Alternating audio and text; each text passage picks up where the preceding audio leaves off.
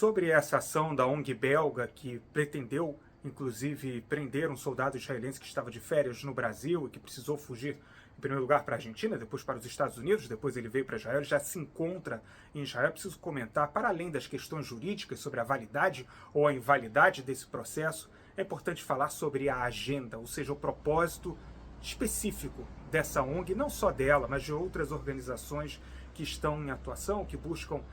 alvejar, do ponto de vista jurídico, soldados israelenses. E aqui é importante a gente ter em mente algo sobre o qual a gente fala aqui no Israel de Fato desde o início da guerra, que é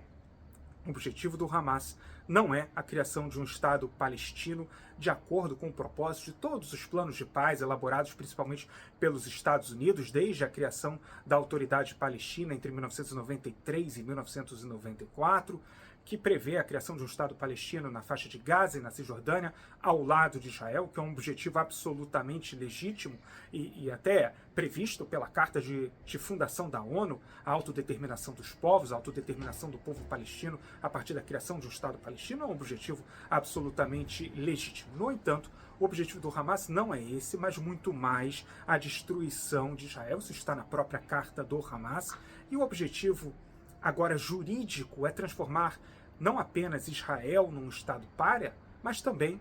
os cidadãos de Israel. Por que eu falo isso? É importante a gente ter em mente que se tratava, nesse caso, de um soldado reservista. As estimativas dão conta de que 460 mil soldados israelenses são da reserva e outros 169.500 são efetivos, ou seja, são soldados que servem como profissionais. Basicamente, 75% do efetivo dos soldados israelenses é composto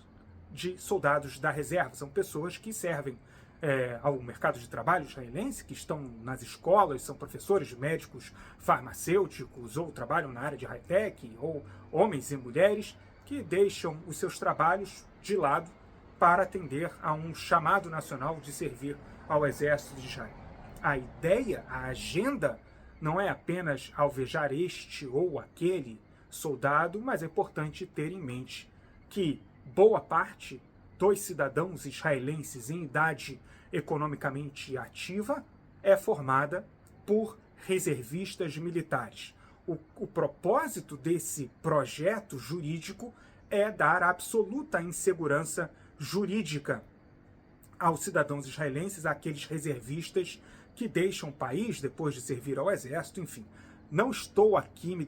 debatendo se houve crime de guerra, se não houve crime de guerra, se este ou aquele soldado é responsável por essa ou aquela ação na faixa de Gaza. Estou aqui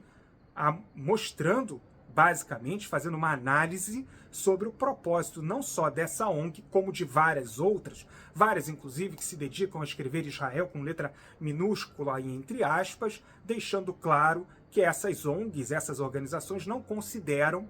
que o propósito dela seja a criação de um Estado palestino, mas a própria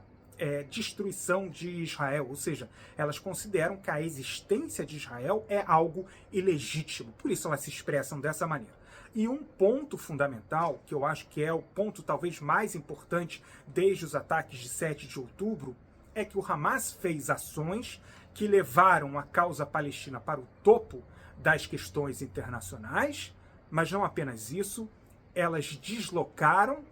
o conceito da causa palestina. O conceito da causa palestina, pelo menos do ponto de vista formal e oficial da autoridade palestina, por exemplo, que é o governo palestino reconhecido pela comunidade internacional, a causa palestina é a criação de um Estado palestino. Agora, o Hamas conseguiu, por meio dos ataques de 7 de outubro, por toda a guerra e a grande destruição causada, inclusive, na faixa de Gaza, com inúmeros mortos civis também, conseguiu deslocar a causa palestina ou se apropriar da causa palestina a partir da sua própria visão de mundo, que é não a criação de um Estado palestino, mas a destruição de Israel. Então hoje é possível ver esse tipo de manifestação nas capitais ocidentais, não apenas em lugares nichados ou com profundo discurso antissemita histórico, mas isso é possível